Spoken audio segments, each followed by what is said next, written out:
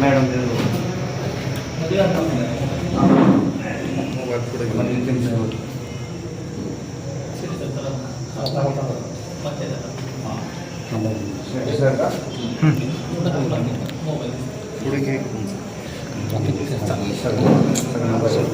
कायदा सुव्यवस्थेच्या बाबतीत.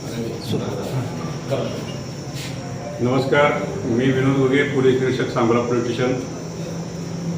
माझं आपल्या सांगोला तालुकावासियांना सर्व जनतेला माझं आवाहन आहे की सर्वांनी कायदा आणि सुव्यवस्थेचं पालन करणं खूप महत्त्वाचं आहे. जर कोणी कायदा हातात घेत असतील तर त्याबद्दल कुणाची काही केली जाणार नाही.